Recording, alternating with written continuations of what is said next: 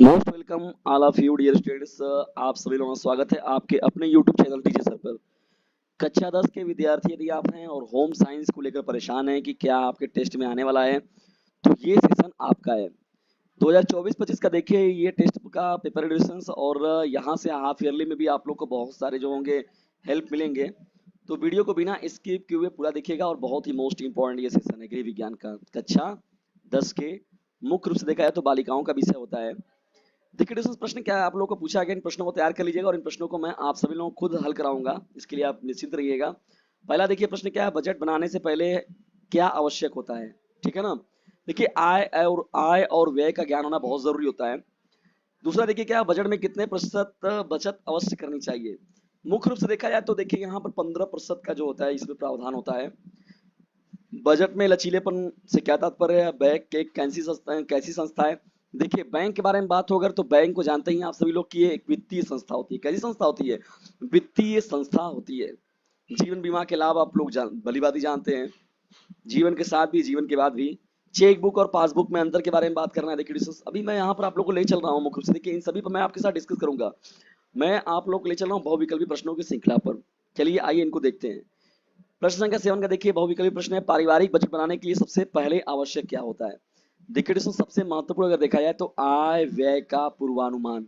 आय व्यय का पूर्वानुमान जो होता है वो सबसे महत्वपूर्ण तथ्य होता है क्या, पारिवारिक बजट को बनाने से पहले। यानी पारिवारिक बजट को यदि आप बनाने जा रहे हैं तो उसमें आय व्यय का अनुमान आपको होना चाहिए कि आय व्यय का रेशियो कैसा होने वाला है। ठीक है, ये चीजें बहुत ही मोस्ट इंपॉर्टेंट है। आगे जब बढ़ते हैं हम लोग, देखिए यहाँ पर ख प्रश्न की ओर, यहाँ पर तो संचयिका जमा खाता क्या है, संचयिका जमा खाता क्या होता है। तो ये देखिए मुख्य रूप से जो होता है स्कूल जाने वाले बच्चों के लिए मुख्य रूप से जो होता है एक ऐसी व्यवस्था का प्रावधान किया जाता है जो उनके लिए बहुत ही महत्वपूर्ण होता है। चलिए आगे बढ़ते हैं हम लोग यहाँ पर और देखते हैं इन प्रश्नों को कुछ। यहाँ पर बजट का सिद्धांत, देखिए बहुत ही मोस्ट इंपॉर्टेंट प्रश्न है यहाँ पर, बजट का सिद्धांत। ये जो था वो अर्नेस्ट एंजिल ने दिया। तो देखिए अगर बात करें हम लोग बजट के बारे में, तो Henry Adams, William F Willoughby मुख्य रूप से जो नाम है ये लोग लिए जाते हैं इनमें। और यहाँ पर जो ये नाम है अर्नेस्ट एंजिल, ये नहीं है, तो यहाँ पर नहीं वाला जो प्रश्न होगा आपका करेक्ट हो जाएगा। यूटीआई बचत करने की एक विश्वसनीय संस्था है। देखिए यूटीआई के बारे में अगर बात किया जाए तो unit trust of India, unit trust of India को जो है वो लाया गया था 1 फरवरी 1964 को। और समुदाय की बचत को प्रोत्साहित करना इसका मुख्य रूप से काम होता है, और कारपोरेट निवेश को जो है प्रोत्साहन देता है। तो देखिए ये मुख्य रूप से बचत करने का एक विश्वसनीय संस्था के रूप में ये बात सत्य है। जीपीएफ सरकारी नौकरी प्राप्त करने वालों की एक बचत योजना है, ये एकदम राइट बात है, एकदम सत्य बात है।